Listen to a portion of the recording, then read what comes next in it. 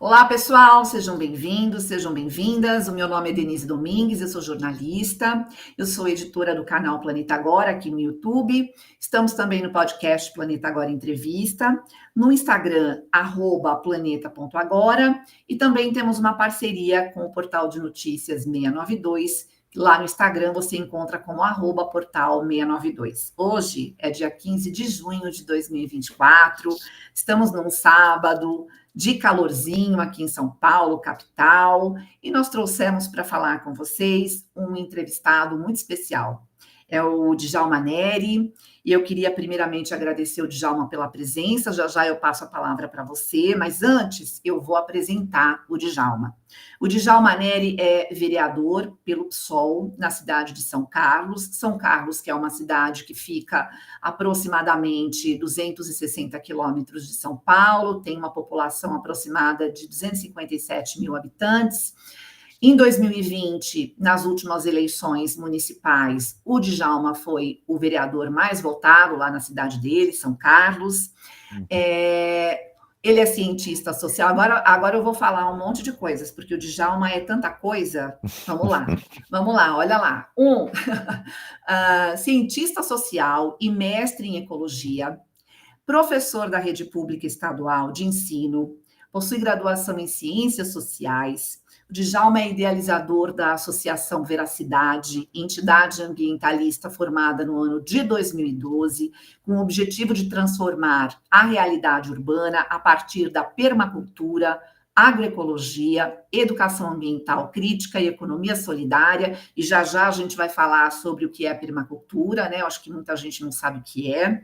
O Djalma também é autor do livro Uma Alternativa para a Sociedade, Caminhos e Perspectivas da Permacultura no Brasil, livro este que eu estou com ele aqui, porque eu já comprei faz muito tempo, né? Na primeira edição foram mais de 2.000 exemplares vendidos. Parabéns, Djalma, estou amando esse livro. E o Djalma também trouxe para São Carlos, pela primeira vez, a proposta de mandato popular coletivo. Né? O que é um mandato popular coletivo? Explicando de uma forma bem simplificada, você tem um grupo de pessoas, tem um porta-voz, no caso é o Djalma, e quando você tem que tomar alguma decisão lá, é o grupo que toma a decisão, né? O Djalma também preside a Comissão de Meio Ambiente e Proteção Animal da Câmara Municipal de São Carlos e é membro da Comissão de Direitos Humanos. Djalma, faltou alguma coisa? Não, tá bom, né? Tá bom. Nossa, não, se faltou, a gente inclui, né? Não, tá bom. Tá ótimo. Bom, o que a gente vai falar aqui nessa entrevista? Uma coisa que eu acho que é super necessária da gente falar, que é a consciência de voto. A gente vai falar sobre a importância do voto e falar das pautas ambientais dentro da gestão pública. Eu acho que o Djalma é uma pessoa super preparada para falar disso, porque ao longo da vida, trabalhando com isso o tempo todo, tem muito para falar. Então, Djalma, eu queria passar a palavra para você. Antes de começar a fazer as perguntas, a palavra é tua. Denise, primeiro, muito obrigado pelo convite, pela oportunidade, pelo espaço, prazer estar conversando contigo e poder falar sobre isso que eu amo, né? Que é política e meio ambiente. São dois assuntos que se entrecruzam e que precisam se aproximar cada vez mais com participação popular, democracia, cidadania, enfim. E desde já estendo o convite aí para você, para quem estiver nos ouvindo aí, que venha conhecer o nosso trabalho aqui em São Carlos, tanto da Associação Veracidade, né, a ONG que nós fundamos, como o trabalho do nosso mandato aqui. Acho que as relações presenciais são até muito mais ricas para compreender os processos, a gente tem bastante coisa aí para mostrar e para aprender também. Então vai ser sempre um prazer recebê-la e receber qualquer pessoa interessada em dialogar conosco. Maravilhoso, né? Porque assim, o presencial te abre tantas portas, né? Com certeza. Te abre, é tão didático, né? É maravilhoso. A gente está tão ligado hoje em dia em internet, em redes sociais, que fazem pontes, né? A gente tem que aproveitar o melhor delas, mas o presencial é sempre mais, vamos dizer assim, mais proveitoso, né? Perfeito. Bom, eu queria começar perguntando, falando com você a respeito do início do seu projeto de permacultura, Tá. e pegar isso como talvez o gancho inicial da sua entrada dentro desse mundo do meio ambiente, e de Uhum. lá até agora te perguntar de onde você saiu e onde você se encontra hoje dentro dessa questão de meio ambiente. Tá, legal.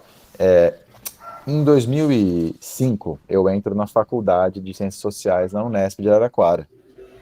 E o curso de Ciências Sociais é um curso muito teórico, a gente lê muito sobre como mudar a realidade, né? Todo mundo ali numa perspectiva de contribuir para essa mudança. E eu já vinha de uma formação familiar pautada pela questão ambiental. Então, meu pai, inclusive, foi fundador de uma das primeiras entidades ambientalistas do Brasil, chamada Sociedade Inimigos da Poluição, em São Paulo. Inclusive, Eduardo Suplicy foi um dos membros, e outras pessoas aí que hoje fazem parte da política, da institucional, e outras figuras muito relevantes aí da sociedade brasileira. Então, já tinha um vínculo familiar que me trazia para a questão ambiental. Meu pai iniciou uma horta na nossa casa, a gente sempre fez compostagem. Eu cresci indo até a Horta Municipal de São Carlos, uma política pública muito interessante, que durou aqui de 2000 a 2012, né? Então, todo esse ambiente, de uma certa forma, já me influenciou. E quando eu chego na faculdade em 2005, leio muito sobre transformação social, mas sinto falta de um elemento prático, concreto, né? E nesse meio tempo, um grupo de amigos, onde eu fui morar, começou a participar desse movimento de hortas urbanas. Então, eu comecei a me interessar muito por aquilo, até pelo background, pelo histórico e tal. E eu percebi que eu não sabia nada, né? Apesar de ter vivenciado de uma forma ali, familiar, isso eu não tinha nada de prático ali, um acúmulo prático na área, né? E aí, tanto que a primeira vez que eu fui colher uma couve que me pediram, eu trouxe o pé de couve inteiro, eu arranquei, né? Em vez de pegar a folha, eu arranquei o pé inteiro. Deram, deram risada de mim, né? Porque, porra, não é isso, eu não sabia nada. Mas eu decidi realmente, falar, eu preciso me engajar nisso, né? Eu achei muito interessante aquele elemento prático ali de contribuição para essa mudança social. E eu descobri que, na verdade, aquele movimento era maior do que a questão das hortas, era um movimento em torno da questão ambiental, que aquilo tinha um nome que se chamava permacultura. Aí, primeira vez que eu ouvi essa palavra, né, esse movimento, a busca por construir uma cultura da permanência, né, uma cultura que possa ser sustentável ao longo do tempo e numa perspectiva bastante prática. Aquilo me encantou, né? Eu comecei a participar de atividades, cursos, formações, palestras. Eu decidi aproveitar ali, né, algumas férias e até perder alguns semestres da faculdade para viajar de carona mesmo, não tinha dinheiro, né? Então, punha o dedão na pista, ia com um grupo de amigos para lá, para cá.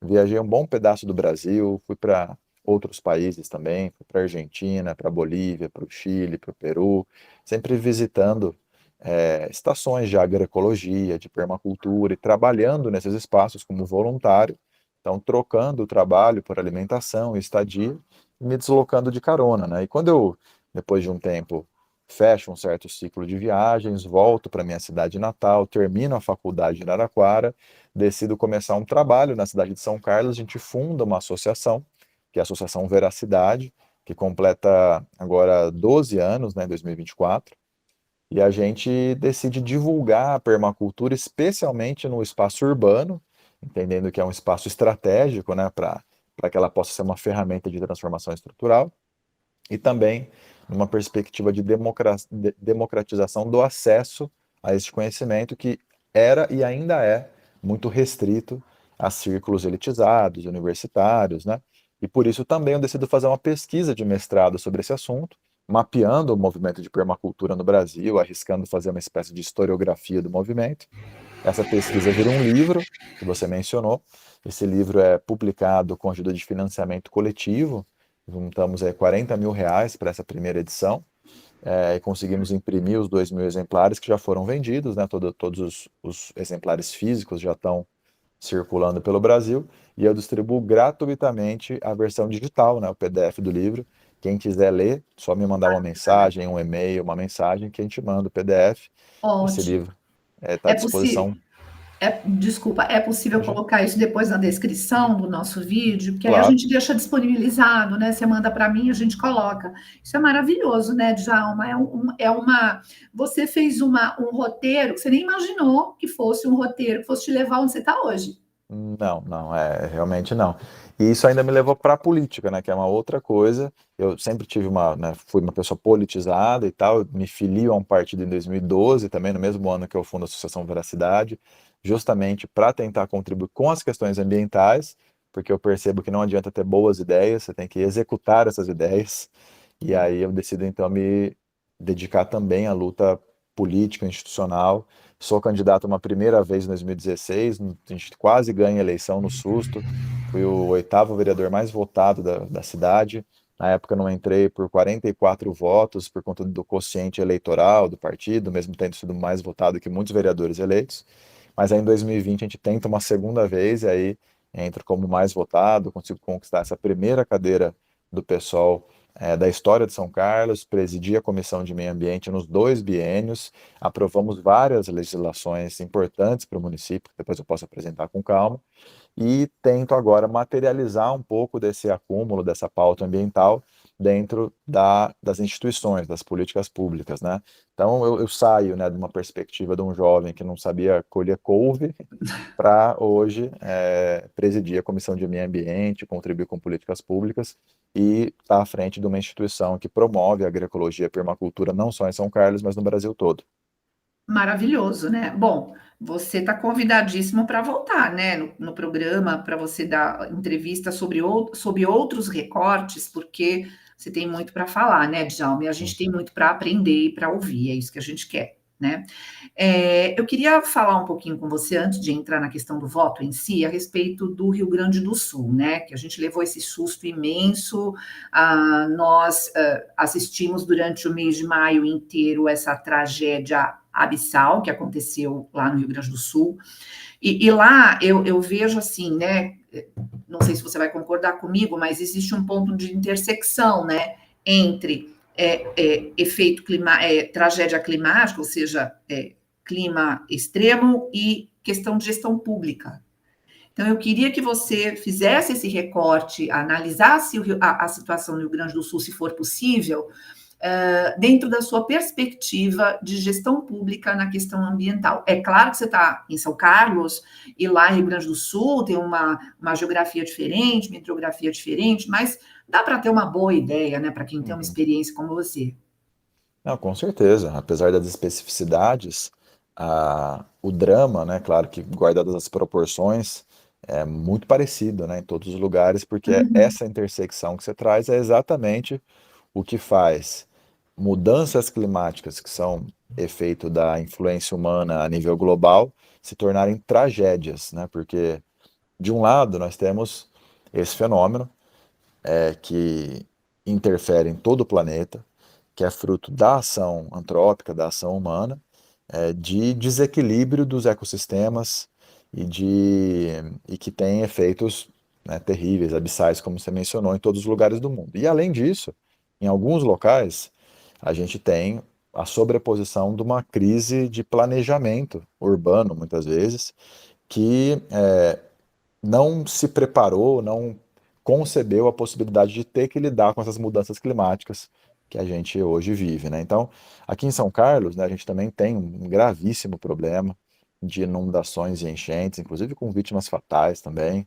É, ano sim, ano não, nós temos prejuízos materiais, né, vítimas que perdem suas vidas, né, por conta do não planejamento ou da irresponsabilidade em termos de planejamento urbano, justamente porque nós temos uma região de baixada aqui, na região central de São Carlos, no mercado municipal, que era, né, atravessada pelo córrego do Gregório, que foi desviado, tamponado em conta da especulação imobiliária, e não existe, né, uma política pública, até pelo imediatismo das gestões, né, não existe um planejamento de longo prazo que garanta a desimpermeabilização do solo, a arborização da região central, políticas de educação ambiental, a transformação dessas áreas de várzea em parques naturais que possam lidar com essas enchentes, com alagamentos, etc.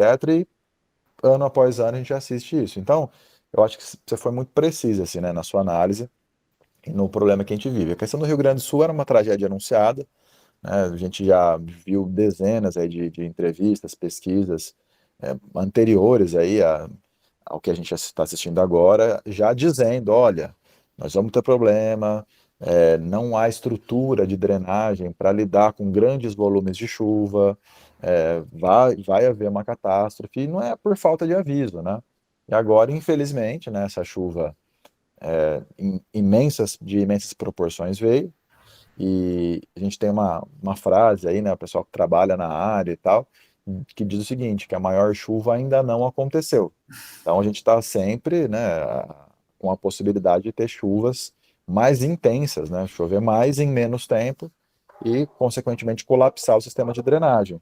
Isso é culpa da omissão ou intencionalmente, né, do desmonte do planejamento urbano e também da falta de investimento na defesa civil. A gente viu que no próprio Rio Grande do Sul, o governador do estado havia reduzido a migalhas o recurso do estado para o combate a desastres e enchentes.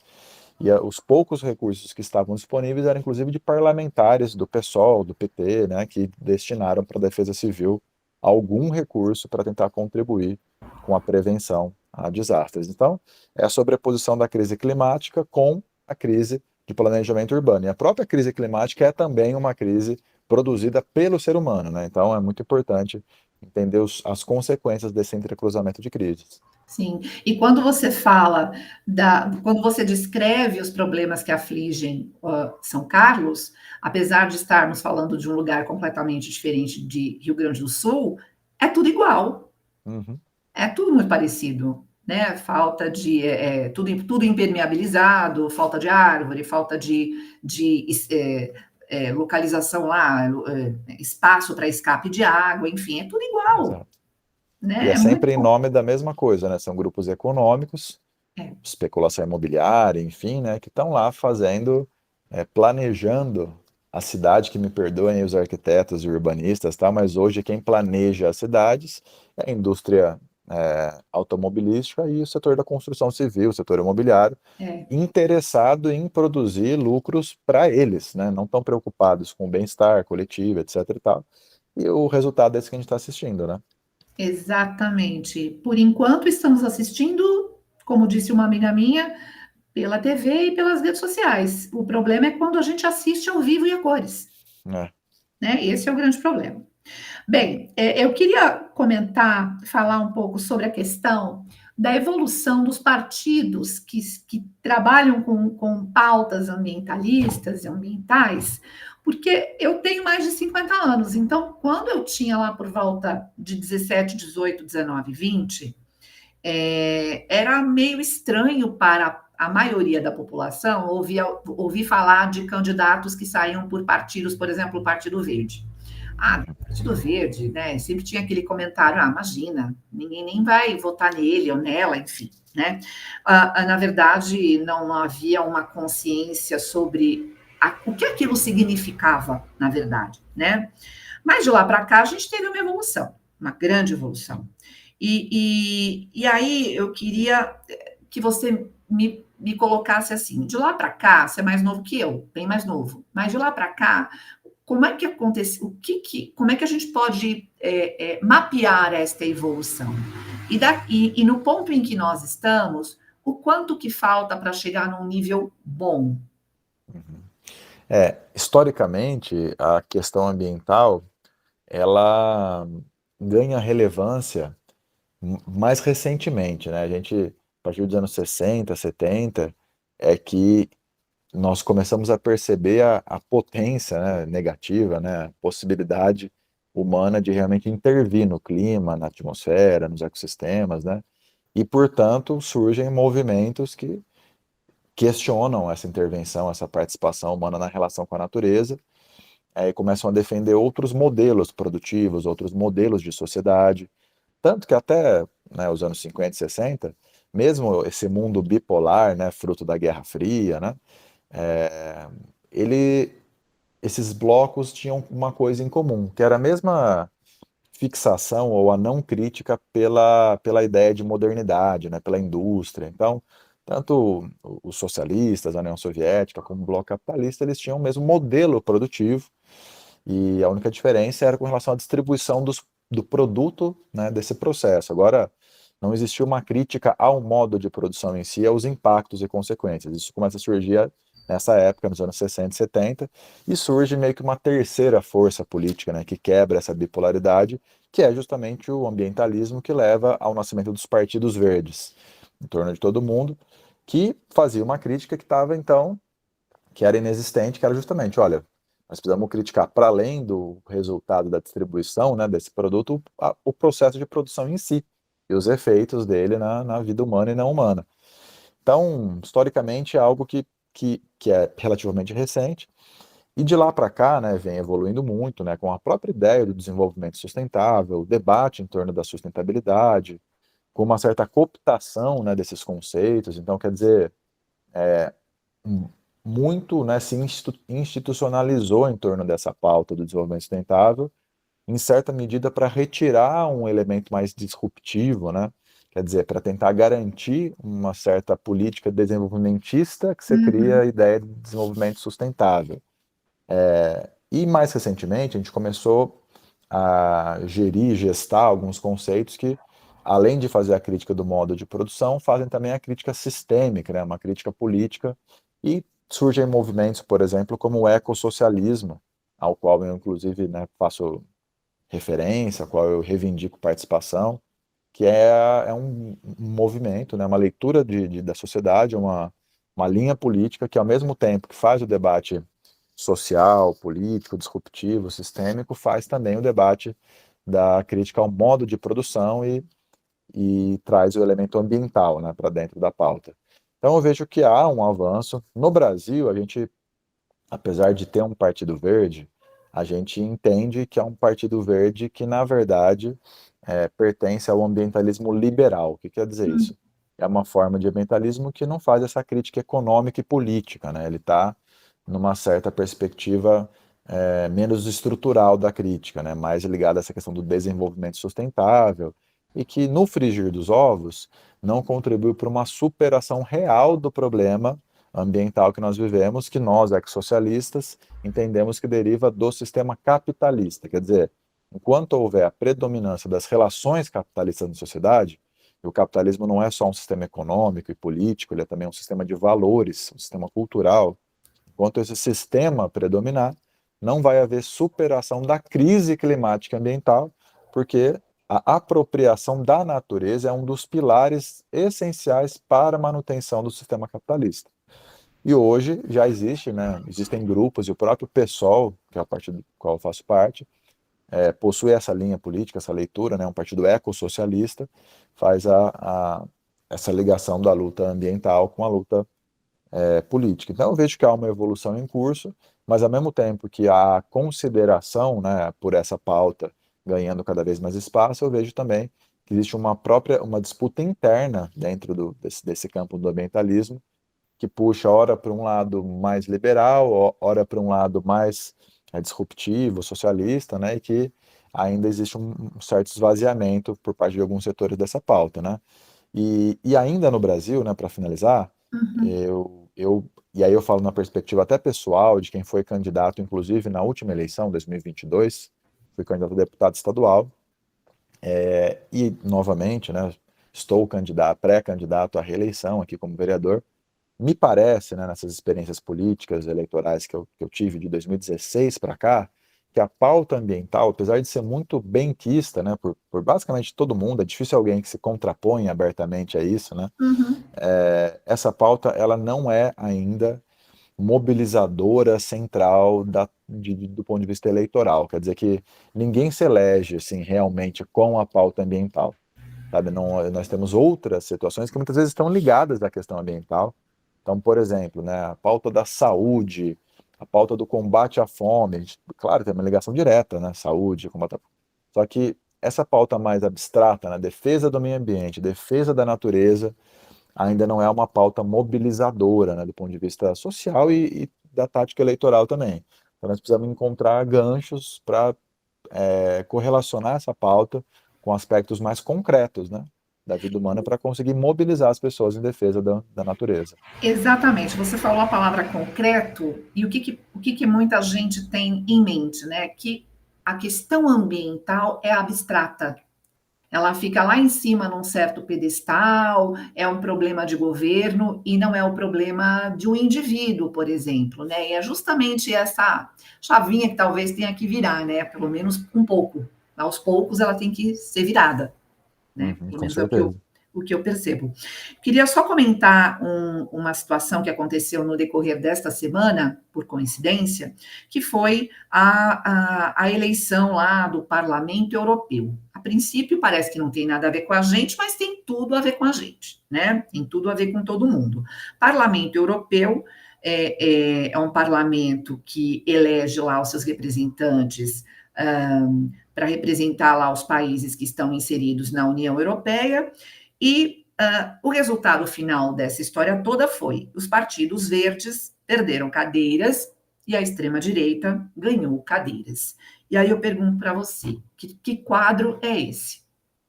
É muito preocupante, porque normalmente o Brasil acaba refletindo, né, politicamente fenômenos que acontecem na Europa e nos Estados Unidos. Então a gente vê uma ascensão da extrema-direita a nível mundial, e essa ascensão, na nossa leitura, é fruto de um discurso antissistêmico que a direita, seja de maneira oportunista ou não, tem conseguido emplacar entre as pessoas. Então, enquanto tem nos sobrado a defesa de uma certa institucionalidade caduca ou falida, né? Por exemplo, né, nós tivemos um período muito difícil no Brasil, em que a extrema-direita elegeu como um de seus adversários o Supremo Tribunal Federal, o STF. E Uhum. isso, as entidades, né, os grupos progressistas tiveram que fazer, e com muito acerto, a defesa, né, da Constituição, do Supremo Tribunal Federal, etc. e tal, mesmo com todas as imensas contradições, né, que a gente enxerga nisso. O sistema, o poder judiciário é um dos poderes mais elitistas, herméticos que existe, né? Extremamente desigual. O Supremo Tribunal Federal utiliza verbas públicas para comprar caranguejo, caviar, champanhe. Os ministros do Supremo recebem recursos absurdos, assim. Então é uma coisa que, do ponto de vista, assim, ético e moral, como que a gente vai defender um negócio desse? Então, nos colocaram nas mãos o fardo de defender instituições que têm muitos problemas. E, enquanto isso, do lado de lá, a extrema-direita ficou com um discurso disruptivo para ela. Ah, temos que acabar com tudo que está aí, temos que romper com tudo. É um discurso fácil, raso, mentiroso no caso deles, que sempre foram, né, os principais pilares de manutenção da ordem, mas que mobiliza as pessoas. Então, eu vejo que esse fenômeno do Parlamento Europeu, ele demonstra como a gente ainda não conseguiu a nível mundial, e precisamos pensar nisso agora a nível nacional, né? A gente não conseguiu nos apropriar daquilo que é nosso. Nós, né, eu, você, os setores progressistas, os ambientalistas, que têm uma preocupação real, né, com a mudança, nós propomos ações disruptivas. Nós queremos mudanças efetivas. Então, nós precisamos nos comunicar com as pessoas para que elas entendam que quem vai fazer mudanças concretas somos nós e não a extrema-direita. Eles só utilizam isso a nível de discurso. Ah, vamos mudar o Bolsonaro, ah, vamos mudar tudo. Não mudou nada, pelo contrário. Aumentou a desigualdade, favoreceu a elite, não é à toa que o grande empresariado esteve sempre do lado dele, favoreceu a elite, aumentou a desigualdade. Então, assim, eu acho que esse fenômeno que a gente assiste na Europa é um sinal que a gente deve olhar com muita atenção e buscar formas de não repetir esses erros e equívocos e trazer para o nosso lado aquilo que é nosso, que é o elemento de ruptura, o elemento disruptivo para a pauta política brasileira. É um sinal mesmo. Não sei nem se é amarelo ou vermelho, mas é um sinal. É, é, E a gente vai entrar exatamente na questão de como é que a gente muda isso, né? A gente vai falar de voto agora especificamente. Por quê? Votar, para muita gente, Djalma, a gente vê que é assim, é um sacrifício, é chato. Ah, meu Deus, tem que votar, eu sou obrigado, ou eu sou obrigada, né? É uma coisa assim, é um discurso que a gente ouve normalmente, enfim, quando é época eleitoral, enfim, né? Existem pessoas que, quando vão votar, não sabem nem quem vai votar, não tem candidato, lá no meio do caminho acha aquele santinho que não deveria estar na rua, mas está, ele pega lá o número, ele vota, estou falando aí numa situação mais absurda, mas existe, eu já ouvi várias pessoas dizendo isso e eu fiquei chocada. E assim, a pergunta vai para o seguinte lado. É, como é que a gente como é que a gente pode fazer com que as pessoas entendam a importância do voto? Porque o voto é uma arma poderosa, né? Eu queria que você desse uma dica também para as pessoas de como elas podem se preparar para encontrar um candidato ideal, independente daquilo que elas busquem. Como que eu faço essa pesquisa? Como que eu faço esse preparo? Porque votar é se preparar, dá um pouquinho de trabalho, mas depois vale a pena, não é verdade? Com certeza. Não, e tem um discurso assim de que o voto não muda nada, até nos setores progressistas, né, que dizem assim que se votar mudasse alguma coisa seria proibida, né? E eu acho que o primeiro passo é superar essa descrença.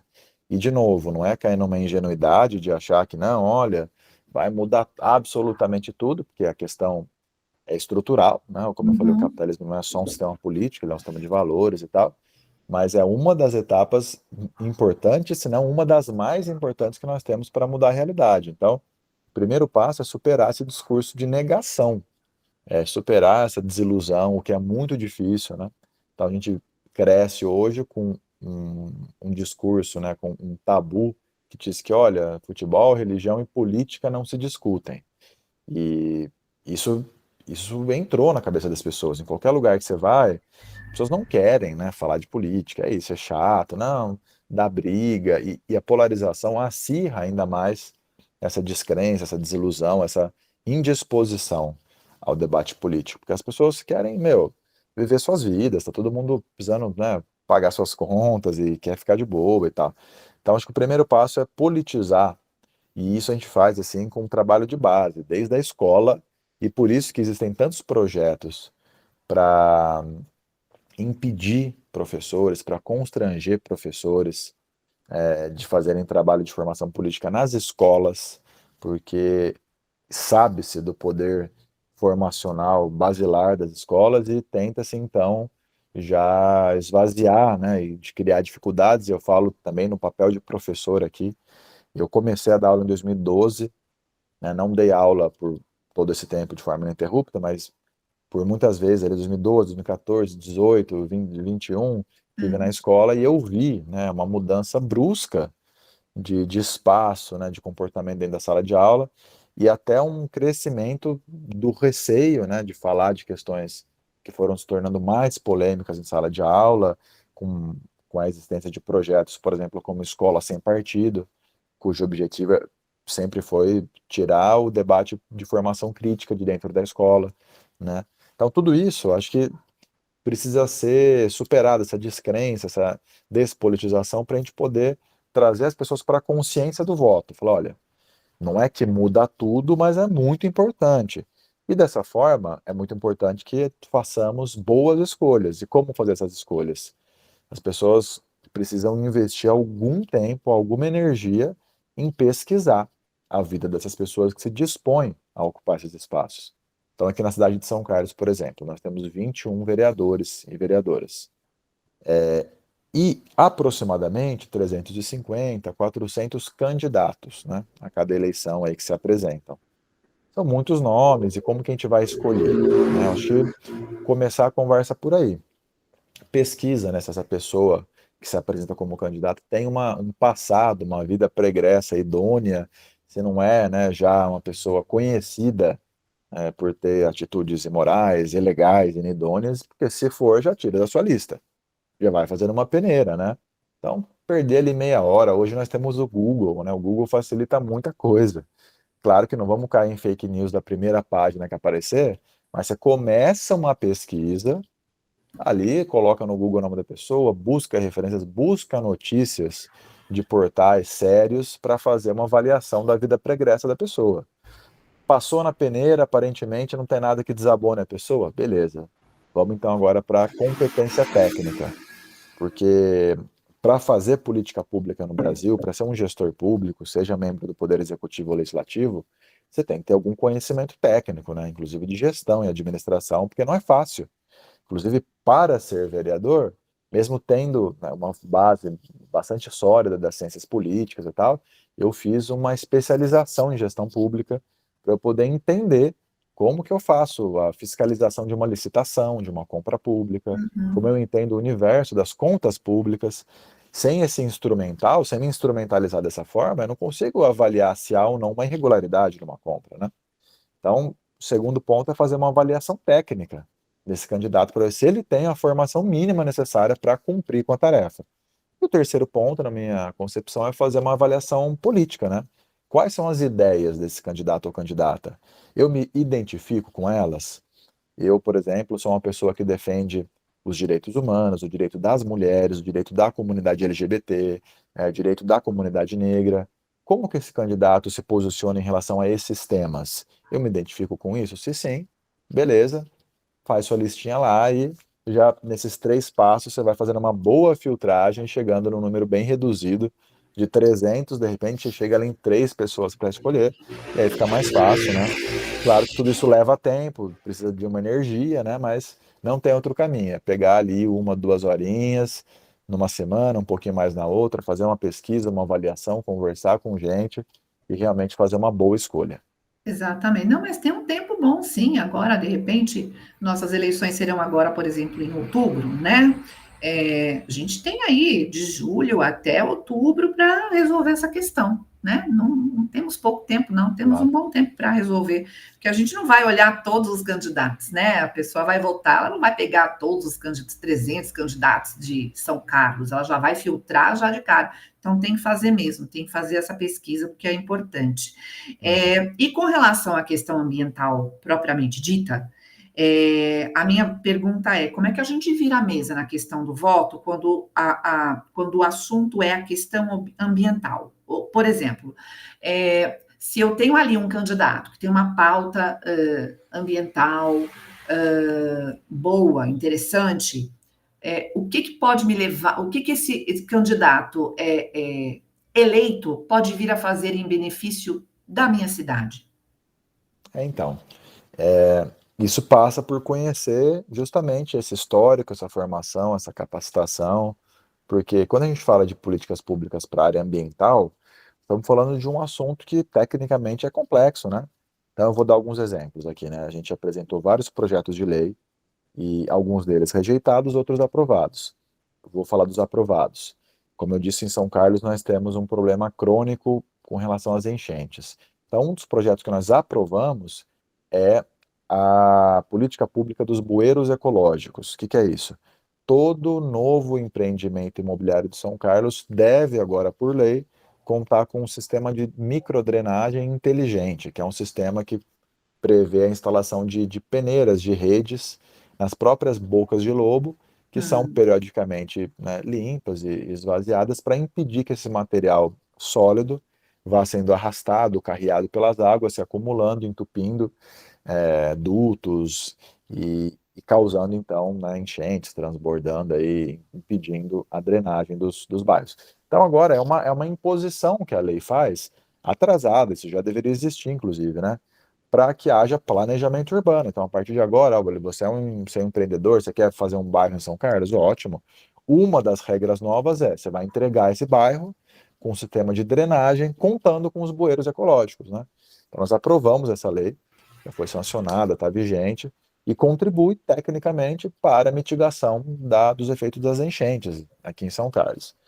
Aprovamos também, uma lei nossa, né, a existência da correlação das peças orçamentárias, que são a Lei de Diretrizes Orçamentárias, a LDO, o PPA, que é o Plano Plurianual, e a LOA, que é a Lei Orçamentária Anual, com os ODS, os Objetivos de Desenvolvimento Sustentável, né, que são aqueles objetivos da ONU, né, combate à fome, cidades inteligentes, né, são vários objetivos que visam, então, construir uma sociedade mais sustentável. O que a uhum, nossa lei prevê?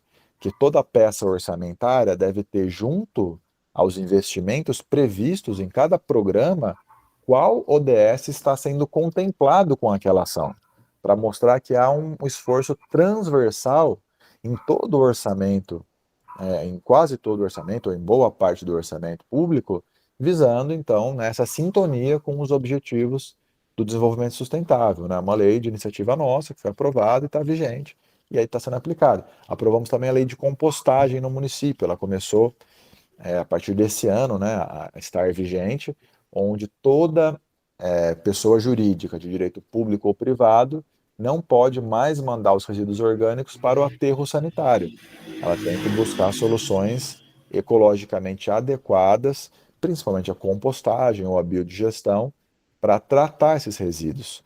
Então, você cria Uhum. mais uma política pública ali, né, que aumenta a vida útil dos aterros, né, você cria insumos para a produção agrícola de base orgânica, enfim, né, então exemplos de políticas públicas Sim.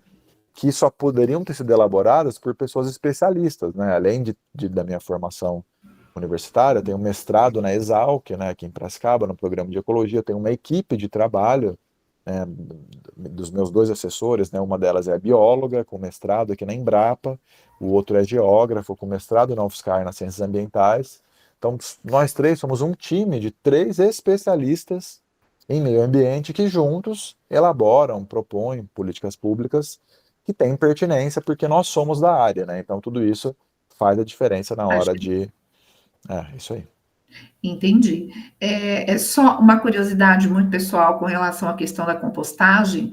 As pessoas jurídicas, ou seja, as empresas fazem essa compostagem e esse material que é produzido, ele é retirado, ele é enviado para algum lugar específico?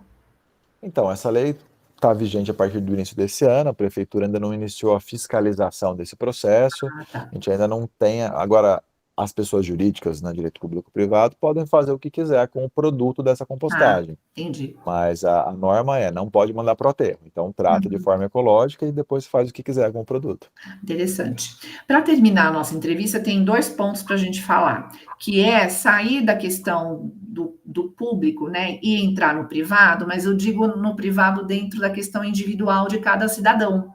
Como é que o cidadão, dentro de São Carlos, dentro de São Paulo, dentro da sua cidade, né, pode fazer a diferença no dia a dia, para que o seu impacto seja um pouquinho menor na questão ambiental, né? No ambiente em que ele vive. A gente fala das pegadas de carbono, né? Mas vamos falar assim: qual é o impacto? O que a gente pode fazer em casa, ou no nosso trabalho, ou até no caminho entre o nosso trabalho e a nossa casa, para melhorar a questão do nosso impacto no meio ambiente? E como é que nós, como cidadãos, quem está assistindo a gente, e eu também, como é que nós conseguimos melhorar o nosso olhar sobre a nossa cidade e identificando pontos que poderiam ser melhorados dentro da questão ambiental?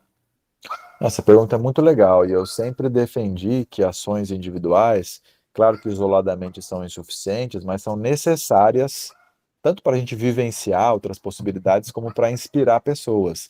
Então, assim, tem muita coisa que dá para fazer a nível local, individual, que contribui um pouquinho para que essa mudança aconteça. Então, alguns exemplos, né? Eu falei da compostagem, que é algo super simples de fazer dentro de casa. É só separar os resíduos. Aliás, a separação dos resíduos é um primeiro passo. Não precisa ser nada muito complicado, não, né? Tem gente que tem aquelas lixeiras coloridas, papel, vidro, papelão e tal. Acho que não precisa daquilo. A gente trabalha com três frações, né? Que são os resíduos orgânicos, casca de fruta, resto de comida, etc e tal. Os recicláveis, e aí sim entra todos esses materiais, né? Vidro, papelão, ferro, etc e tal. E os rejeitos, é tudo aquilo que não dá nem para reciclar, nem para compostar.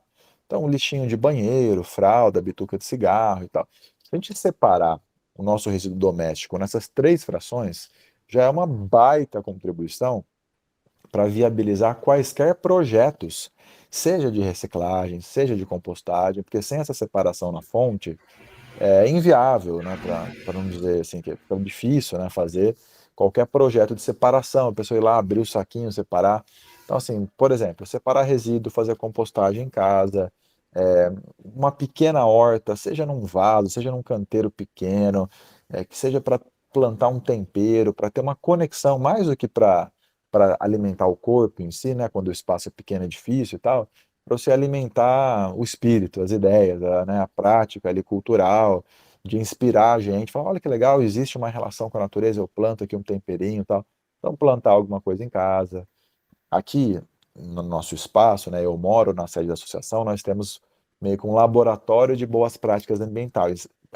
Então, tudo isso nós temos aplicado aqui. Então, temos a horta, temos a compostagem, temos um banheiro seco, que é um tipo de banheiro que não usa água para dar descarga e que composta, inclusive, os nossos resíduos humanos, dos nossos excrementos, de maneira segura, né? Temos um sistema agroflorestal demonstrativo, numa pequena escala, só para elucidar, ilustrar como funciona essa técnica. Temos uma captação de água de chuva, então tem uma cisterna, eu pego a água do telhado, eu armazeno, uso essa água para lavar roupa, para dar descarga, para irrigar a horta. Temos a geração de energia fotovoltaica, o aquecimento de água, né, com energia solar. Temos um tratamento ecológico aqui também, né, eu trato uma parte do esgoto, do efluente, gerado em casa aqui mesmo. Então são algumas tecnologias sociais que cada uma consegue na sua realidade, na escala que for, adotar, inserir. E além daquilo que a gente pode fazer na nossa casa, aquilo que a gente pode fazer no nosso espaço, no nosso bairro, né? Falando um pouco da contribuição para as cidades e tal, que é apoiar movimentos, por exemplo, de produtores, agricultores, familiares locais. Toda cidade tem uma feira de produtores que vão lá toda semana vender os seus itens. Então, buscar comprar produtos direto dos produtores, ao invés de comprar de terceiros, de atravessadores, de intermediários, e criar o que a gente chama de circuitos curtos de comercialização. Então, quem produz ganha mais, você distribui a prosperidade, né? Você consegue ter uma maior equidade, uma distribuição de riqueza, ao invés de concentrar dinheiro na mão de quem não produziu e muitas vezes ficou com uma parte maior daquilo que foi produzido, né, por alguém no campo. Então, pensar esse comércio justo, circuitos curtos, nos associar em grupos de consumo, enfim, são várias iniciativas, né, que dá para fazer e que contribuem um pouquinho aí para a mudança. Uhum. E falando de hortas mais próximas da gente, onde a gente não tem atravessador, a gente também está falando de alimento orgânico, né? Exatamente. Além de Alimento. ajudar a produção local, acessa um alimento mais saudável, né, que vai fazer, né, que faz bem para você, para a tua saúde, para a tua família. Exatamente. Olha, Djalma, poderíamos ficar aqui muito tempo conversando sobre várias outras questões, né? Até porque você tem muitas coisas para falar e eu tenho muitas coisas para perguntar, mas eu já deixo aqui o convite para você voltar. Assim que possível, a gente marca outra e a gente faz um outro recorte para você dar essa contribuição, porque eu achei que a contribuição foi fantástica e eu agradeço demais a tua presença. Nossa, muito obrigado. Eu que agradeço o espaço, a oportunidade, estou à disposição a qualquer hora para a gente conversar mais. E reforço o convite para quem está nos ouvindo, quem quiser vir até São Carlos, conhecer o nosso trabalho de perto, vai ser muito bem-vindo, muito bem-vinda, para a gente poder trocar e aprender com vocês também. Parabéns Muito pelo legal. trabalho, viu, Denise? Obrigada, vamos que vamos, né? Eu tô aqui, você sabe que eu tô aqui no comecinho, né? Mas tudo Uhum, tudo tem que começar uma hora. Então claro, eu sou aquela que acredita, né? Eu sou justo. Maria, eu sou Mariana crente, né? E eu queria pedir para você o seu Instagram, dá para a gente o Instagram para a gente acompanhar você por lá. Claro, é @Djalma Neri Neto, Djalma com D mudo, Neri com Y. Só colocar lá Djalma Neri, já vai aparecer no Instagram. Eu tenho perfil em todas as redes hoje em dia, né? Instagram, Facebook, Twitter, YouTube, TikTok. Inclusive o TikTok tá bombando, tô com 110 mil seguidores lá. Estou Nossa, divulgando muito o meu trabalho de fiscalização parlamentar, mostrando o dia a dia do trabalho. E tem gente do Brasil todo que tá apoiando, acompanhando, vendo a seriedade do nosso trabalho e tem deixado mensagens lá de apoio, tem acompanhado a página. Quem quiser lá, só se inscrever nos canais, eu estou à disposição. ótimo. Eu vou contar um segredo aqui só para você e para todo mundo que está ouvindo a gente, né? Que eu não conheço TikTok e eu estou pensando seriamente em ir para lá também. Ah, vale a pena, vai lá, tem muito público lá. Beleza. Obrigada, viu, Djalma? Até uma próxima. Eu queria agradecer Valeu. você que ficou aí assistindo a nossa entrevista, que ouviu o nosso podcast. Convido para assistir os próximos também. Muito obrigada. Um excelente final de semana, uma excelente semana. Beijo para todo mundo. Até a próxima.